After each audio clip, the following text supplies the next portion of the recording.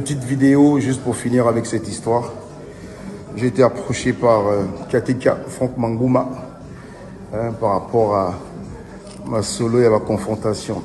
Bon, moi je vous avais déjà dit, je vous avais dit qu'il va pas se mouiller. Moi je suis partant parce que voilà, besoin d'avoir un vrai rappeur, besoin de mettre ça dans la confrontation, dans la clash, dans la freestyle, dans un exercice de style. Entre Teddy Benzo et Maralba Malechek, rien ne va plus. Mais que se passe-t-il réellement? Et oui, depuis quelques jours sur Internet, on envoie des pics, on lit des réponses, on voit des vidéos. Ça se clash, ça se balance. Aujourd'hui, on fera un petit point entre le clash de Maralba et Teddy Benzo. Mais et les autres clashs, parce qu'en ce moment, Brazzaville est en feu, mesdames et messieurs. Ça se clash de partout. Apparemment, c'est un règlement de compte ou c'est une vague de diss track. We never know. Bonsoir et bienvenue à ta chronique, ici c'est Djengombe. Prenez place et c'est parti.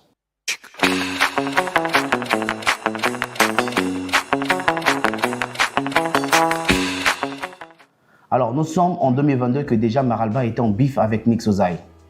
Que Teddy Benzo s'en mêle en rappelant aux gens que Maralba, comparé à Nixo, c'est pas un vrai rappeur. Et que ce serait un genre de conteur poétique qui mélange des styles pour survivre. Sinon, il n'a rien de lourd à proposer. Face à ces propos, Maralba répond en disant que Teddy Benzo est un vieux cynique. Il devrait plus faire du rap et passer réellement à la production. Ou se construire un plan de carrière à long terme. Parce qu'il est trop âgé pour s'en mêler des choses des plus jeunes que lui. Alors, nous étions au premier chapitre du clash. Ça, c'est le chapitre premier. Il y aura d'autres chapitres, restez connectés. Mais n'oubliez pas de vous abonner, d'activer la cloche de notification et de lâcher un petit pouce. Et comme on dit souvent, chaque année vient avec son lot d'emmerdes et de bénédictions. Difficile à dire pour Teddy Benzo ou pour Maralba si cette année-ci vient avec une bénédiction ou un lot de paquets d'emmerdes. En 2024, Maralba sort son hit Natolo, qui fracasse tout sur son passage en remportant trophées et trophées et dépassant toutes les statistiques pour un artiste solo congolais de Brazzaville. Malheureusement, certains rappeurs doutent de la qualité rapiciste de ce morceau, notamment un gars, Teddy Benzo, qu'il compare au style qu'on appelle l'Oseba. Teddy Benzo, qui se porte comme un garant du rap congolais, du pur rap congolais, critique fortement ce morceau. Alors ça met Maralba dans tous ses états, disant que Teddy Benzo est le seul vieux rappeur au Congo qui rêve que ça marche encore pour lui. Sur ce tacle, Teddy Benzo répond en lui traitant de bouboule l'influenceur sur l'émission 3 quarts de vérité. C'est comme Maralba, tu sais pas les gens. Ah, ils ont loué Makambo, tika bouboule l'influenceur côté Zakal. L'influenceur, hein? Oh, tika bouboule l'influenceur côté Zakal, Dembelardo. Alors Dembelaba, constat tika à sa maman naï. Ça dit, dans le monde entier qu'il mobima. Il y a un Congo. Au monde, un rappeur, a coquillé 53 ans. À 53 ans, on a boulé. L'objet aussi, Marara. Et sur ce, les internautes sont fatigués, comme on dit chez nous.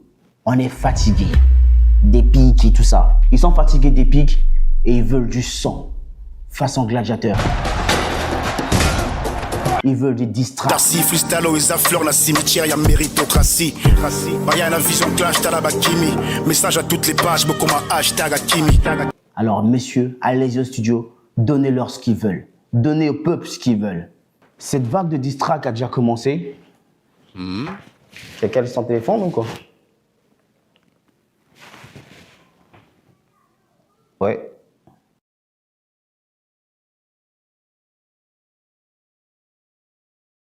Mesdames et messieurs, même les rappeurs chrétiens commencent à clasher. Décidément, rien ne va plus dans ce monde. Et oui, mesdames et messieurs, le rappeur préféré de Brazzaville de Moïse Mbié s'est mis dans la danse. Bagdan commence à clasher. Et tout de suite, il se fait répondre par MC, Zik, Mbomo et par Doloa.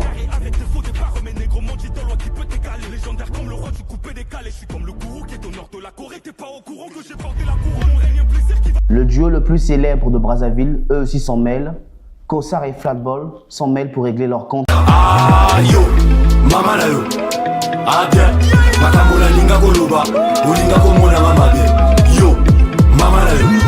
Je suis sûr que cette vague, on n'a pas encore fini d'entendre des morceaux qui sortiront bientôt. Et je suis sûr que même à l'heure qu'on est en train d'enregistrer cette émission, il y a des morceaux qui sortent déjà. Il y a des morceaux qui sont déjà là, qui commencent à tourner. Peut-être qu'on n'a pas le temps de parler, peut-être qu'on parlera sur une partie de cette émission. Mais ce qui est sûr, on n'a pas fini d'entendre parler. Qu'est-ce que cette vague de clash peut apporter? Qu'est-ce que cette vague de distract peut changer dans le game urbain de notre pays? Est-ce pour de la pub? Est-ce de la communication parce que les albums et les singles sortent? Parce que les concerts doivent se faire vendre, les tickets? Les tickets doivent se faire vendre plutôt. C'est quoi le but? C'est quoi le message? C'est quoi l'objectif à atteindre avec tous ces distracts? Je pense que c'est une question qu'on devrait tous se poser. On devrait savoir, est-ce que c'est pour pousser notre game? Est-ce que c'est juste pour faire parler? Est-ce que c'est juste nous faire vivre, nous les médias, nous pousser à faire ces genres de contenu? Dites-nous ce que vous en pensez des commentaires. Est-ce que ce clash peut changer? Est-ce que ces clashs peuvent changer les choses? Est-ce qu'un clash est toujours important pour faire évoluer? Voilà, c'est tout pour cette chronique sur les clashs et les tendances distract de Brazzaville en ce moment, sur toute la République. Il n'y a pas que Brazzaville, il y a Pointe-Noire, il y a Dolisie. Je suis sûr que même à Cayenne en ce moment, tous les rappeurs de tout le pays sont en mode attaque. Voilà, c'était la chronique spéciale présentée par Djengombe, William à la réalisation. Au prochain clash. Peace.